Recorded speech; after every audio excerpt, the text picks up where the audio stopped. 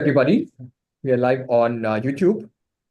Uh, we are going to discuss about the EIS Bali conference that's happening in a couple of weeks' time. We have some of the leaders who are going to take a delegation to Bali. We have Dr. Madan Mohan Rao, Mixer World, Your Story CII Thai. We have Mr. Gaurav Wade, who's part of the CompsNet EIS leadership team, and he is known as the product guy. We also have Mr. Kundan Das, who's a thought leader in sustainability, energy transition, and a lot more. Uh, with this, I would like to hand this over to Dr. Madan Mohan Rao, who could introduce us to what to expect at the EIS Bali Conclave and other takeaways for funders, founders, pitching, and storytelling. Over to you, Madan.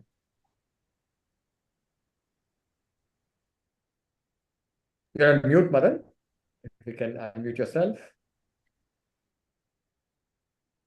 I'm not muted. I think you need to unmute me. Yes, you're good now. Yeah. Okay. Yeah. Sure. Hi, Vinay. Hi, everyone. Hi, Gaurav. Hi, Kundan. Hi, our team, Manaswi and Sai. And thanks to all of you for joining us today. I'm going to run you very briefly through a short introduction to Mixer World, through EIS, and to this event that's coming up in Bali. As Vinay has just mentioned, this is a one-day event, which is day 3 of a 3-day larger event called Shift. It's being held in Bali, in Indonesia, with the leading delegation of people from Indonesia, from India, from other parts of Southeast Asia and beyond. And we have this event structured on day 3, as mentioned, and day 1 and day 2 are very strongly focused on the academic and the government focuses of developments in innovation for areas like sustainability, for mobility, for energy, deep tech, and so on. So this is day 3 of the event. We'll have more details about this coming up a bit later.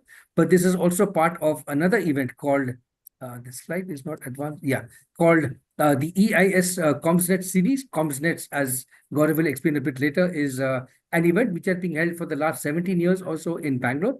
It's a leading gathering of academics, government, and industry in the area of communications networks, but the focus has expanded over the last couple of years to look at not just academic publications and papers, but also academic spin-offs into R&D, into startups, entrepreneurial activities in this space, startups, venture capital, and so on. So this is the first of our series which we're taking outside of India. EIS has been held in Bangalore already twice in partnership with CompsNet, in partnership with VentureAge and our own company Mixer.world. So it's a cross-sectoral organization. We take a look at education, infrastructure, deep tech, various sectors in the past. It's also cross-organizational. People come from different corporates, from academia, government, startups, and civil society. We'd like this to be a completely cross-sectoral event. It's also community-driven. We focus strongly on the needs of the local community. So each EIS that we've had has been designed and crafted with inputs from the local community. For example, the one in Bangalore a few months ago was focused a lot on some other trends in, for example, space tech startups from India, from Bangalore, and so on. This time, we're going to take a look at what are some of the needs as presented by our partners in Bali, in Indonesia. So it's focused on the needs and the opportunities for local innovators, in addition to inputs from around the world. So it's global meets local, local meets global. We have a number of formats of this event also. We've had it physically so far, but in the future, we plan to go hybrid and maybe even virtual to make it this encompassing inputs from all over the world. And some of the impacts. Why are we doing all this? First of all, we would like to see some deals come out of this. This is all about entrepreneurship. So entrepreneurs are looking for investments, partners, ideas, validation of their ideas. Are they on the right track? Is their purpose aligned with the vision, and so on? The second aim is collaboration. We're taking this event to Bali as a symbol of the collaboration between India and Indonesia in this very important space. It's also about insights. When you go to another country, when you go to another setting, you get very different insights based on the people you meet coming from that local geography. And last but not least, of course, it's inspiration. We want to inspire the next wave of innovators to look at the very serious challenges facing our world and how to use entrepreneurship as a lever to move towards the right direction. A few quick words about Mixer.world. The name may look very intriguing. It stands for mixer, like a mixer, as in a cocktail mixer. In our case, it's an event mixer. It's a hybrid platform for showcasing and scaling innovation. So we showcase, we publish pitch decks online. We showcase what are innovators from the startup world, from the corporate world, from the government sector, what are they doing in this space. And we share this online with people from around the world. Why is there so much focus on startups? Well, there's a very influential book published a while ago called The Startup Community Way, which says that if any country, any city wants to become innovative, you have to put startups at the center, because these are the guys who are coming up with disruptive ideas from their own ecosystem. It's not just enough to have big companies and government talking about innovation, because they have their own biases, their own limitations in terms of innovation, but you have to see what startups do. But the real action comes when you combine the energy and ideas of startups and innovators from large companies and the broader business players, as well as civil society, government, and so on. So at the heart of our focus is startups. What are startups and entrepreneurs doing in this space, and how are they impacting all of this stuff? So the structure of our events, both in Bali and in Bangalore and elsewhere at EIS, has been what we call innovation conversations. It begins with what's new. Then we talk about how well does it really work. Then how do we scale this? So part one is pitches by startups. We're going to be sourcing a whole bunch of startup ideas in Bali, and they're going to come and present what are they doing in these very important and yet different spaces. Then we take a look at how well does it work. We also get input from large companies on, yeah, this is a good idea. It might work if we do ABC, if we get these conditions right, etc. And the last part is how do we scale this? This is where government and industry organizations also come in, which is, yes, we need to maybe have a law or a policy or some kind of an ethical guideline on how to scale up this technology, this kind of business innovation. So that's what we aim to do in Bali, get together a lot of very creative people, as well as all the established giants from industry, academia, and talk about, if you throw all these ideas together, if you mix all this stuff together, what do you get out of it? So we have different formats for the mixer. We have some, for example, the core format is a roundtable, which is a nice 2-hour event with pitches, expert panels, and so on. We can also do larger events, which we'll be doing in Bali now. We both have small breakout rooms as well as large rooms, everywhere from 20 to 200 people discussing what these ideas are all about. How do we connect very different streams of thought and scale it up in different ways? If you look at our website, mixer.world, you will see 175 plus pitch decks from startups from across the world, literally from Europe, US, India, Singapore, Australia, and so on. We've had speakers from over 15 countries, and now we're going to add another 3 or 4, I guess, when we go to Bali. We've had 50 plus events over the last 2 years, including last week. We were at the World FinTech Summit in Bangalore. We had a couple of panels where Mixer.world took part in shaping the discussion on scaling FinTech innovations around the world. There are several benefits now. You may be wondering, why should we come to Bali? Well, one is, if you're an investor, it's a great way to scout around and find out what are some new things happening in different parts of the world. Already many VCs based, for example, in India have a presence in Indonesia. Many investors in Singapore are looking at Indonesia and India as an example. For corporates, it's a great chance to engage with startups and see what's happening in this innovation space. How do we engage with startups in the form of an accelerator, for example? If you're a government agency, obviously this is about jobs, how to create more jobs, how to create IP, how to put your country, your city as a hub in the entrepreneurial ecosystem. And of course, if you're an entrepreneur, great access to like-minded people with a similar purpose. You get access to investors. You can redefine, validate your value proposition. You can refine your story, your pitch, and so on.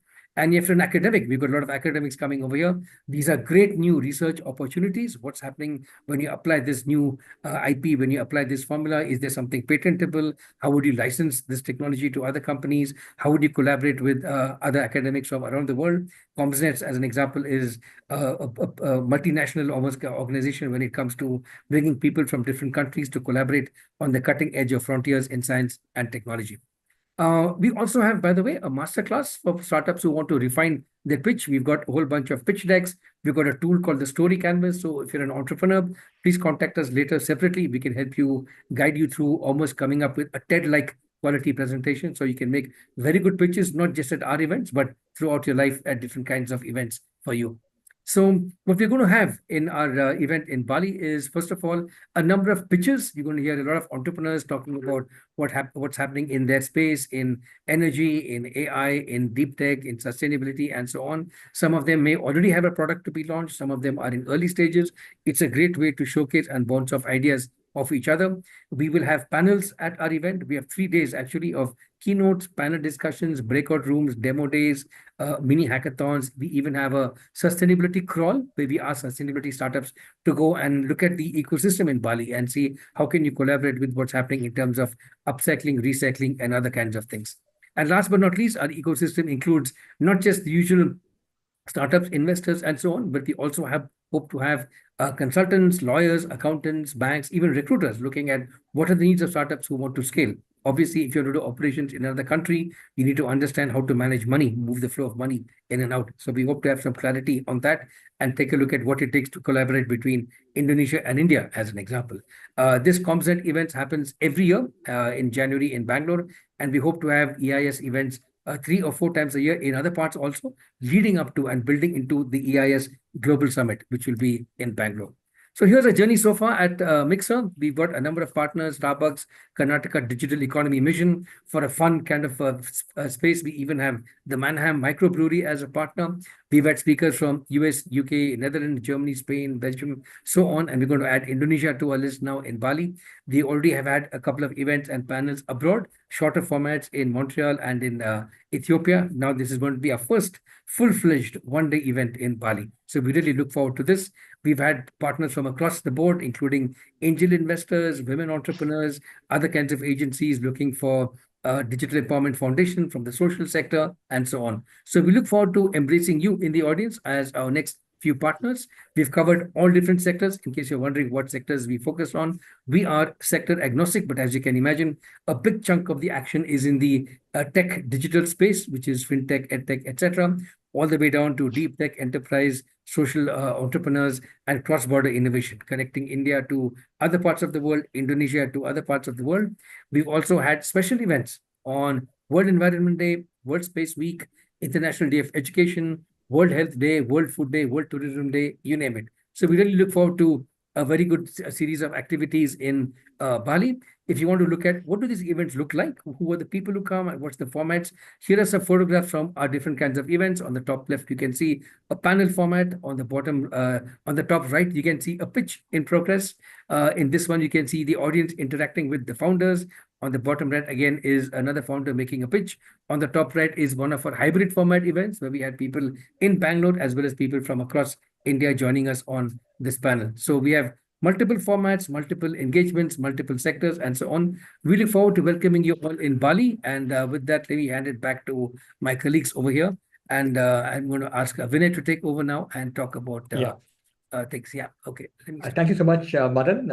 Yeah. Over to you, Gaurav. Yeah, sure. So thanks. Yeah, maybe you can, I will start with the story of ComsNet. So if you could maybe bring up the ComsNet's 2026 page. So as Madan, and thanks Madan, that was great. As Madan already set the stage, this is an event that happens under the umbrella of ComsNet's and ComsNet's communication systems and networks. It's an international conference that has been happening. This would be the 18th, 2026 would be the 18th year. And it is a very well-known international conference, India's most premier academic conference that happens in Bangalore every year. And they're delegates from all over the world. So this has been predominantly an academic conference where there are technical papers and industry is represented in terms of Microsoft Research and other ecosystem partners. It has a very strong list of corporate sponsors. However, it has predominantly been like conferences tend to be discussion around technical papers and presentations and all of those tracks. And I'm not an academician. I am actually an entrepreneur. I have had long career. I am based in Boston predominantly. I've had a long career in the corporate world in the US, in big companies as well as small companies and startups. And predominantly building products. And that's why I go by the moniker product guy. So about 2 years back, around in 2023, I actually left my corporate job. My last job was I was running product management for close to $1 billion business unit at Cisco.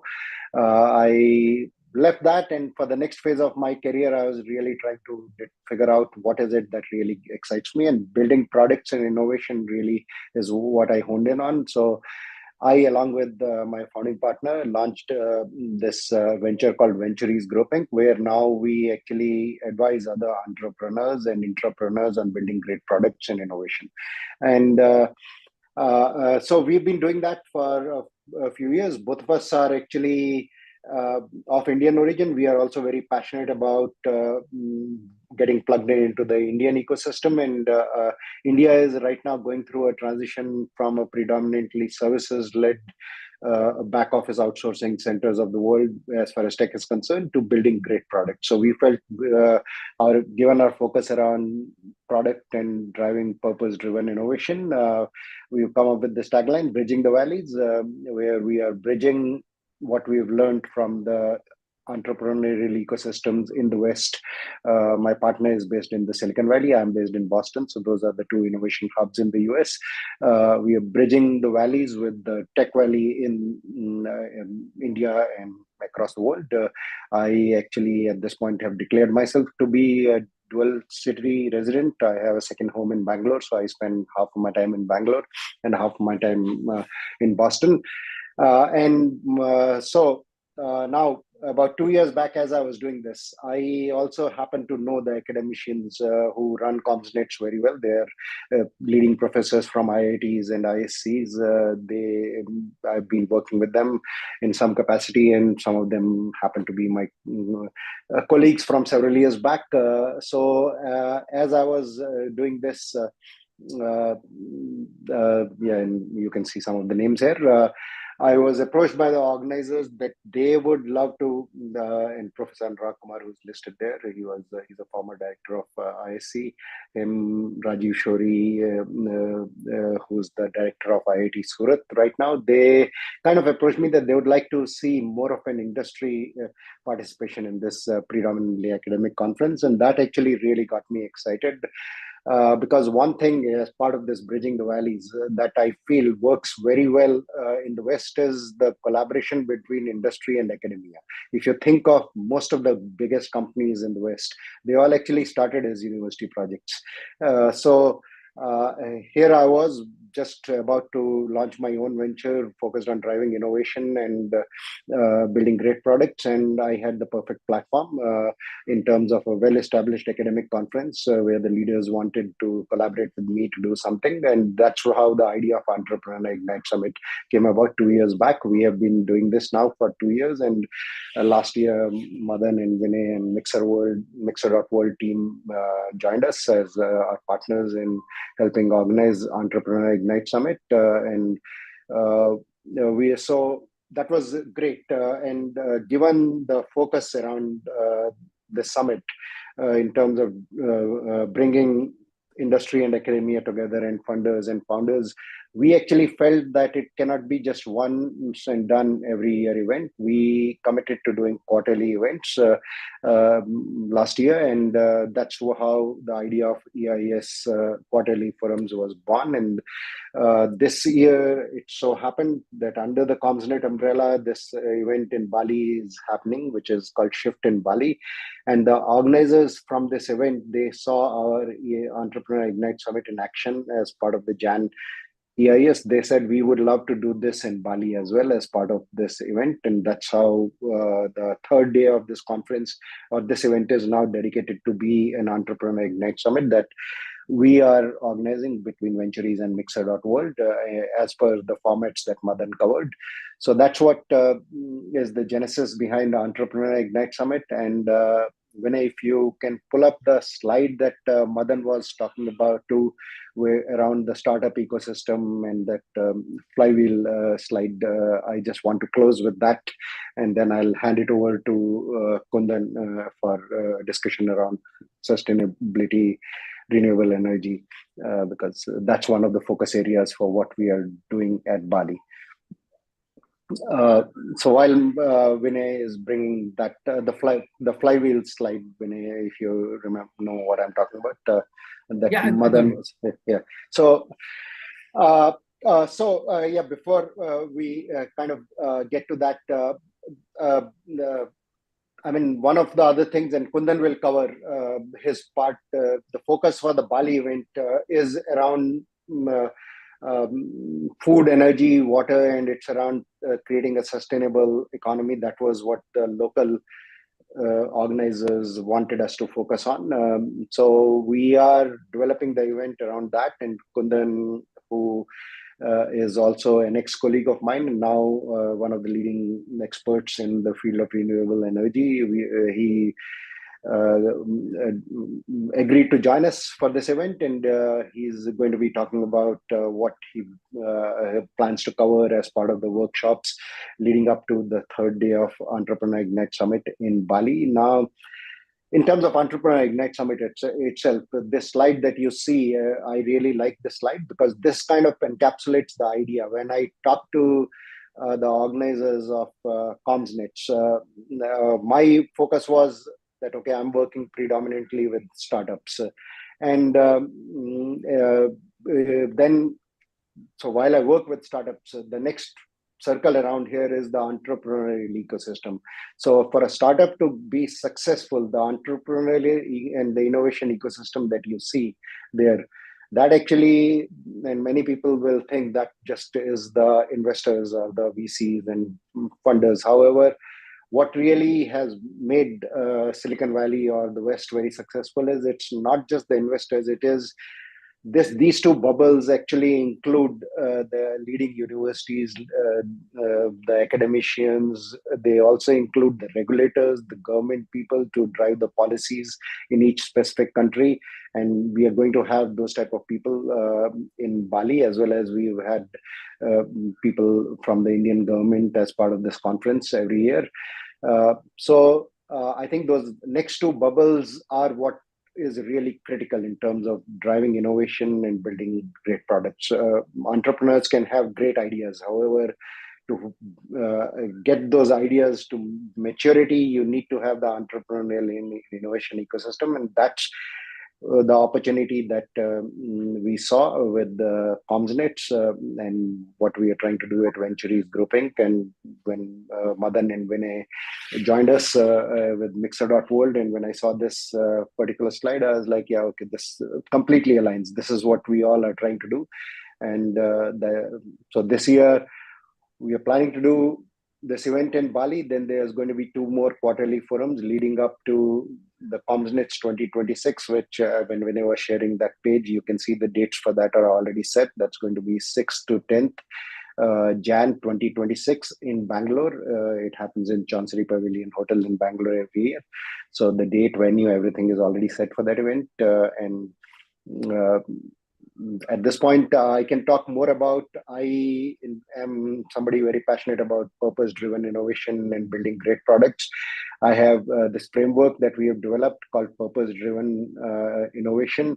And as part of one of the boot camps that we'll do and workshops that we will offer at the Bali event, we will do a deep dive on that, as well as these entrepreneurial ecosystem and how do you bring about the VCs, private equity, how do you have access to the talent, how do you bridge the gap between the local regulatory bodies.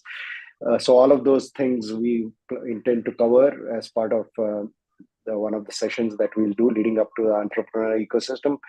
And since the focus of this particular event shift in Bali is all around sustainability and renewable energy and things like that, at this point, I would like to turn this over to Kundan, who's an expert in this field, and Kundan is going to be there as well, sharing his expertise. So Kundan, over to you.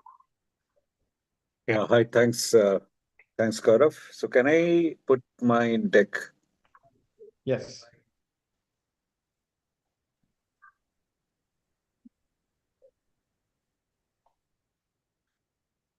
Just a sec.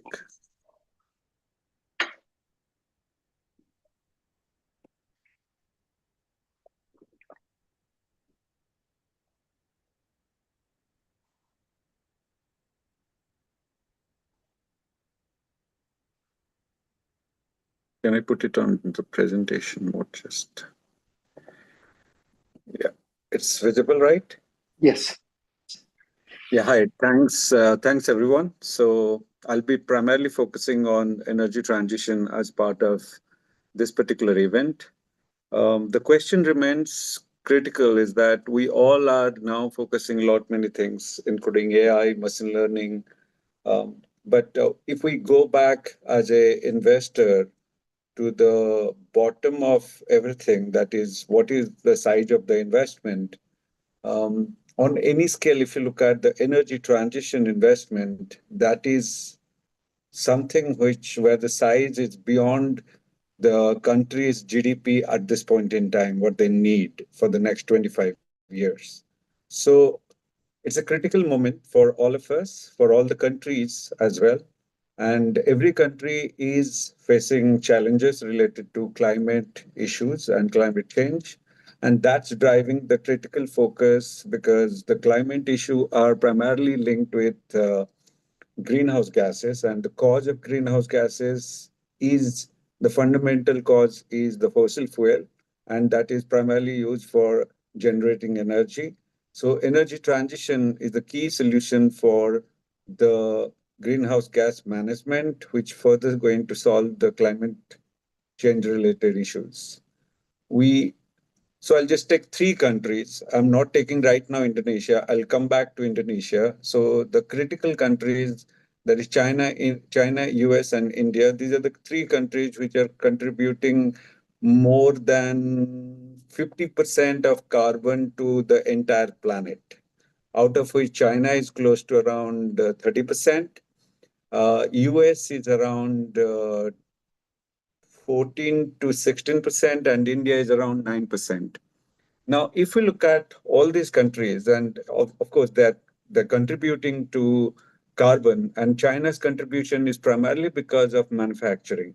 So it is quite obvious that if a country is going to have a sharp growth in its economic status, which China has got in the last couple of decades, focusing primarily on manufacturing, energy is a critical component. So none of the country is ever wish to see in an energy deficit. But having said that, all the countries are not rich with natural resource. So few countries which do not have the resource, that means coal, fossil fuel, they have to dependent on other countries, and they have to import resources or fossil fuel, which is basically their energy dependency begins, and that further brings dependency of their entire economy. So if you look at China, China has polluted the world and is polluting the world, but China at the same time is the number one in decarbonizing China. Okay, if you look at the investment that China is right now doing last year, it's close to 800 billion US dollar in energy transition. China's GDP, it is close to around 4.2% of the GDP that is invested in energy transition, where in US it is around 1.6% and India is 0.2%. And Indonesia remains pretty much same as India because the per capita energy consumption is also higher or little higher than India.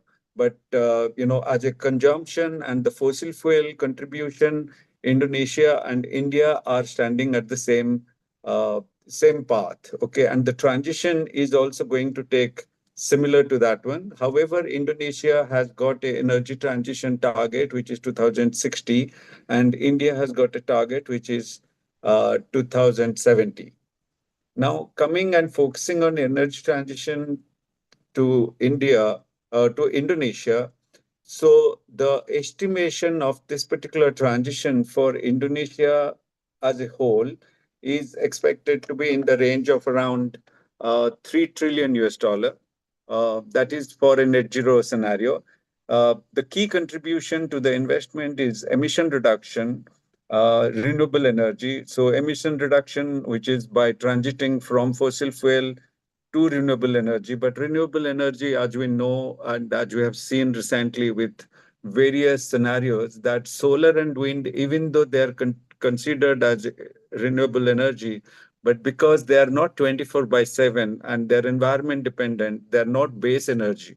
So a energy transition is never going to be only dependent on solar and wind, though they contribute to a larger extent with lower emission, but that is not a base energy now considered. So every country is now critically considering multiple options. So when we have in the past, if we look at our energy mix, it is primarily focused on fossil fuel and few of the other, including hydro energy, which is from rivers. But the future energy, of course, the hydro part is going to remain as it is, but the fossil migration is going to be a combination of solar, wind, and another one, which is nuclear. So at this point in time, if we look at Indonesia, which has a steep target of moving to net zero by 2060, however, the path it has taken till date, it is not big one.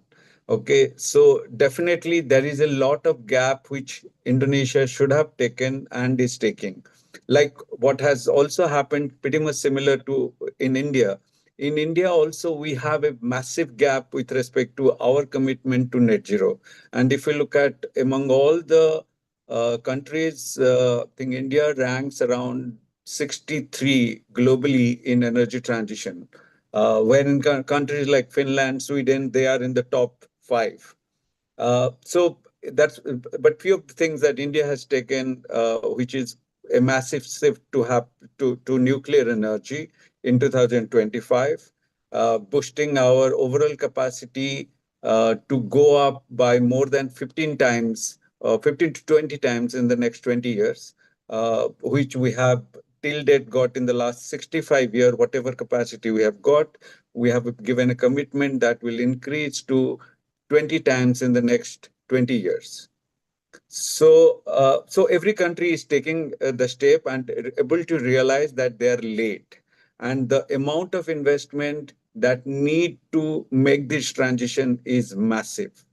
And another critical component, because as you all are focusing also on education, there is a major gap in our education system because we have not integrated energy and particularly the new or next generation energy in our education that closely. Like if I'll talk about nuclear, nuclear is considered, it's not part of any engineering college. It is a science subject as part of physics subject.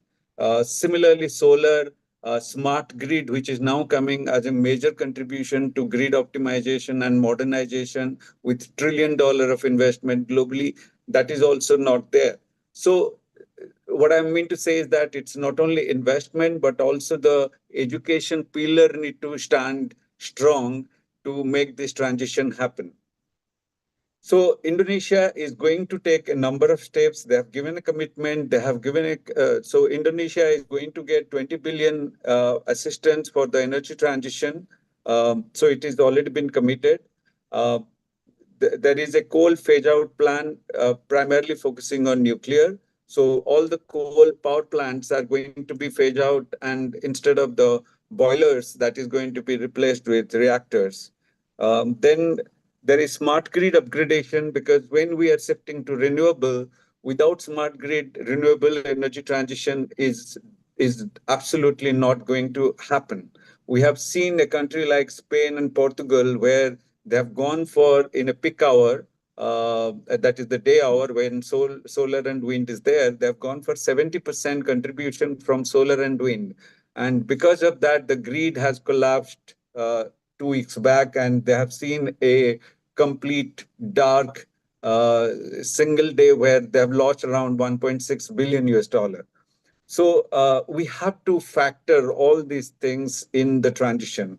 And on the user side, there is a massive upgrade is happening on the transport transition, energy transition, shifting the petrol diesel based combustion engine vehicles to EV based vehicles. Now, when we are shifting from combustion based vehicle to EV based vehicle, we have dependencies in terms of battery manufacturing as well as energy supply or clean energy supply to those vehicles are a critical contribution to the transport transition.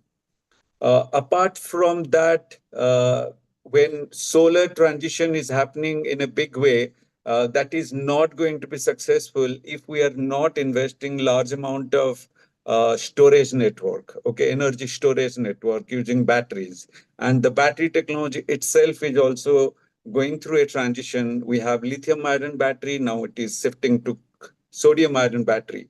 Now, the good part of Indonesia is that Indonesia, with its primary, Indonesia contributes to 51% of global nickel repository.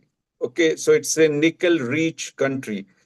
Nickel is contributing to 26% of the battery market. So out of the battery market, which is in trillions, whether it is in a EV or a storage BSS system, the battery market, 26% of nickel is a critical component in the cost structure or cost ecosystem. And out of that, 50% dependency is with Indonesia. So that means Indonesia indirectly holds close to 13% of global battery market because it owns 50% of nickel market.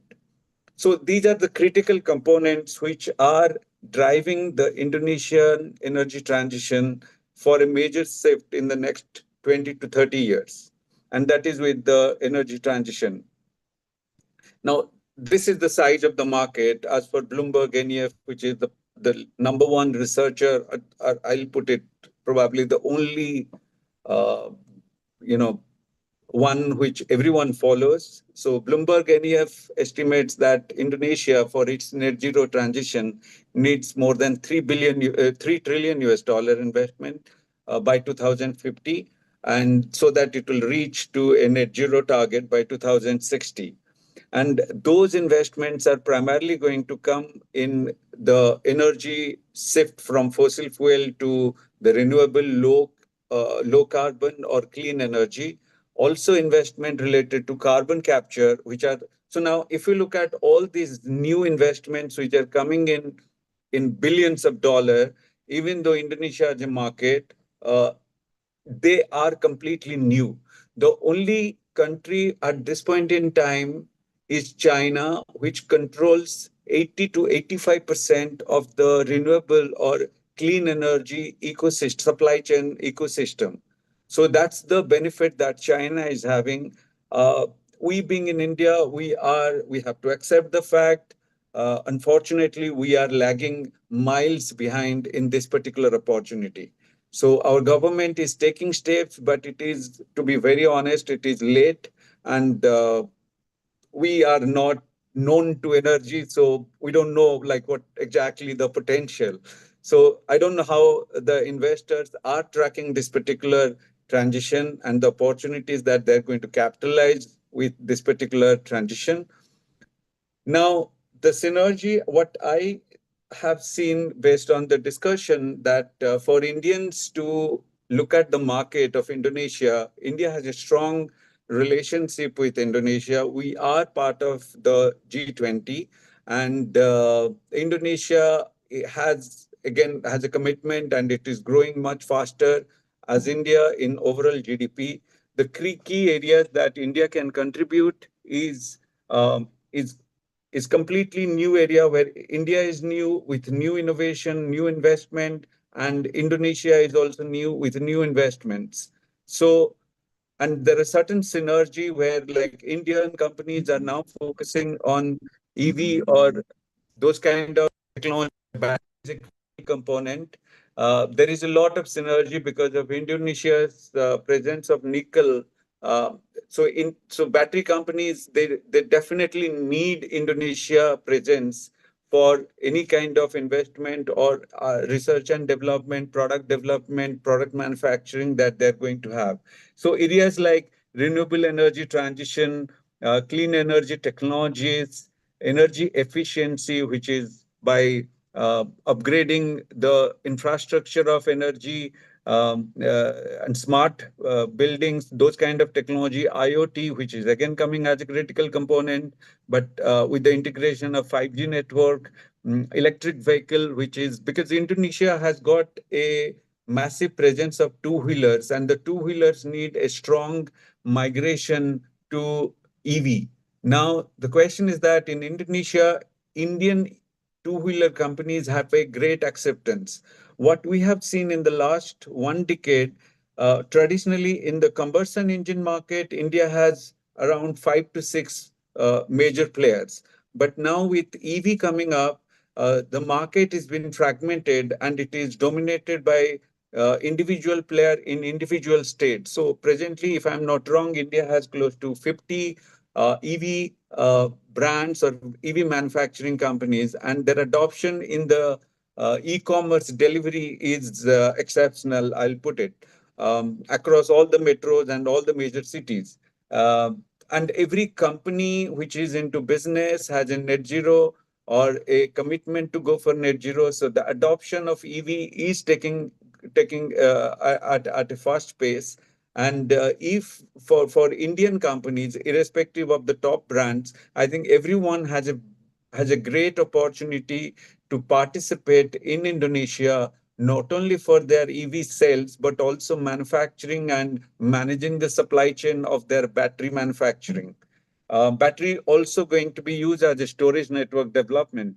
Um, then nuclear wise, India has got an edge because India has got into in the past it has a good amount of investment, but this is an area which is completely going to have a major shift in the global market. Okay, with new products coming up in nuclear, with small modular reactor, micro modular reactors, India has given a commitment till date in India. In the last 65 years, we have 7.8 gigawatt of energy coming from nuclear, but we have a commitment in the next 20 years to, to shift that 7.8 gigawatt to more than 100 gigawatt. And if we have to look at realistic, it is a demand of around 150 gigawatt. And it has to come in multiple format of nuclear plants. It's a combination of large reactor, small reactor, and micro reactor, further integrating smartly with the grid. So the architecture of a energy transition need to be understood carefully, both by the academician, researcher, product developers, and companies which are getting into finally the product to explore the market. And both the market, India and Indonesia, with a commitment, I'm pretty sure that they understand what is the gap, they understand what need to be taken as an initiative, investment to bridge the gap, and how they're going to capitalize the benefits of net zero with energy transition. So it's a fantastic opportunity for both India as well as Indonesia. And I strongly believe that this is going to be a good event. And we are going to definitely contribute with a much deeper discussion and brainstorming around all the initiatives that India is taking and Indonesia is taking, and find out what kind of synergy can be bring in, and mutually the benefits are going to be realized. With that, I'll be finishing my presentation. I don't have much to say. If there is any question, I'll love to take that. So Kundan, if you can go back to the previous slide, I think that is very interesting, kind of in the spirit of this event. And I think one point, well, this particular slide, I think when we are in Indonesia, I know our local partners there, and they are going to be people from high up in the government in Indonesia. Some of the ministers are going to be there. They would be extremely interested in actually diving deeper with you on some of these. However, trying to pivot this to maybe an audience like an entrepreneur in India who's looking at, okay, if I get to this event, what can I get out of a discussion like this? So you've gotten these opportunities here. In your opinion, and you mentioned through this slide deck EVs and nuclear energy, and then there was a discussion around solar, wind, and Indonesia has a lot of water resources, for example. So what would be like for an entrepreneur in India who wants to actually make an impact in terms of Indonesia-India joint contribution? What would be the biggest area to focus on? Okay, so before that, I'll put it like when we're talking of a energy transition investment, it's a massive investment, and it is always successful when it is a public-private joint venture-centric investment. Mhm. So there are multiple things can come up, and if I'll particularly answer to the question that you have raised, which is for startups or for new investors, uh, because the new investor needs everything quickly, okay, or they have a commitment or they have a short term. So short term opportunity, if I look at solar, wind, and battery and EV vehicles, these are the four critical components wherein the major focus is going to be. But even though you are getting into these four areas, but the fundamental part, are again going to be your educational commitment, your academician commitment across energy, uh, energy transition components, which are solar, wind, nuclear, battery storage, that kind of sides, and AI, which is everything for us in today's world. Okay, so academy remains, because educationally, if you are accepted, then getting the verticals, which are solar, wind, battery storage, and nuclear, that is not going to be that difficult. Okay, because the market has requirement for everything.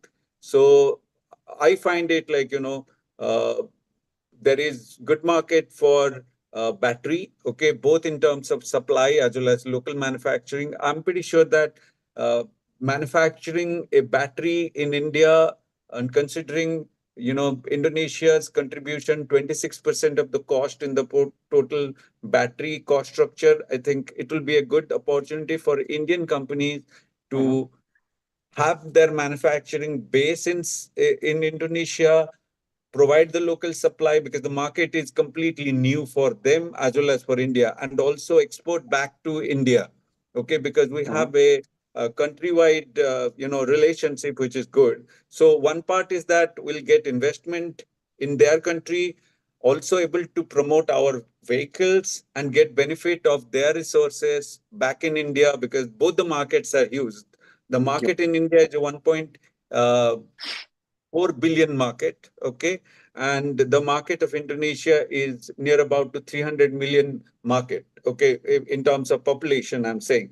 Okay, so both the markets are big, sizes are relatively high, and we can a lot to complement each other. Yeah, no, I think well said. That is kind of the goal of this event, to bring India, Indonesia, the academicians, some of the regulators, the people from the government, and the point that you made about public-private partnerships. I think to drive some of these bigger initiatives related to sustainability and make a difference, renewable energy, etc., that's absolutely needed. I think India has actually, in my opinion, at least on things like Aadhaar, UPI, defined a playbook for how public-private partnerships can work. Now they need to be extended. There's a lot of catching up to do in the renewable energy area for sure, but at least there is a playbook. I think there are going to be a lot of interesting discussions, and I can already see that our local host in Indonesia will be very excited at some of these potentials and having the discussions. Yeah, I think there's a lot of very useful information here. Vinay, maybe Kundana, you are done, correct? There's nothing more. Yeah, thanks. Anybody, any other questions? Anybody else has for Kundan? No. All right. Vinay, maybe one last thing as we were going through this, if you can bring up the poster, the EIS poster again. I just wanted to cover one point and then we can wrap it up.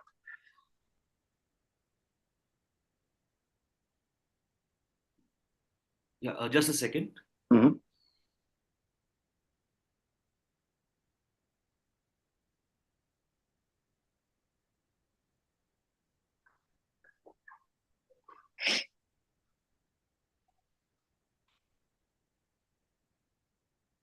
Yeah. So I think this is the main event on the day, which is the Entrepreneur Ignite Summit. We'll have boot camps and workshops where Kundan, me, Madan, Vinay, we'll all share the individual breakout sessions, workshops in the respective areas of expertise. For this particular day, sorry, you're not. Are you still sharing the screen? I cannot see it.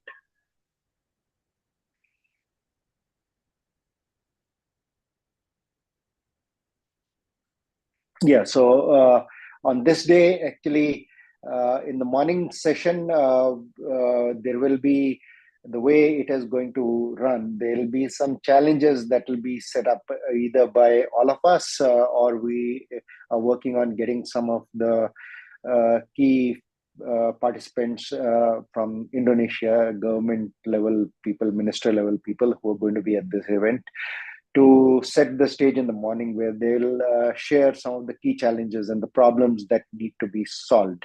And then in the afternoon, we'll actually go into the breakout labs from ideas to impact, and we'll give you frameworks like purpose-driven innovation that I talked about, where these are actually going to be less lecture-oriented sessions, but this is more working sessions where everybody breaks into cohorts, works on the ideas and the challenges which got introduced in the morning, and work together with other people from Indonesia as well as the other participants who have traveled from India and other places, and we'll break everybody into groups, give them the individual challenges to work on, and you will come up with from ideas to impact, come up with what is the possible solutions as part of this breakout session, working together with the cohorts, and then the cohorts do a live showcase back where everybody comes together,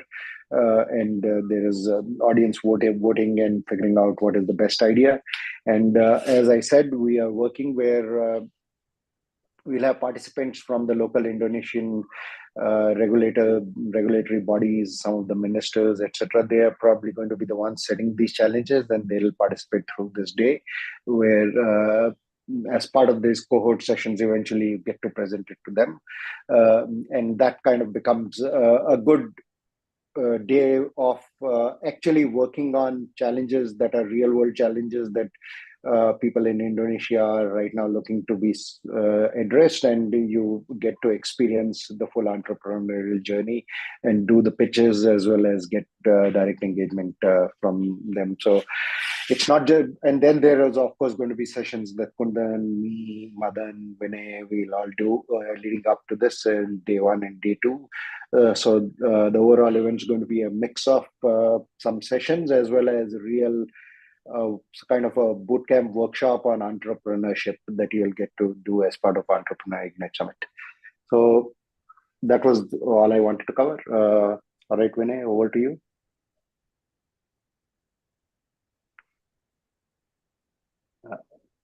Or I guess I think we are done. So Sai, we could probably wrap it up.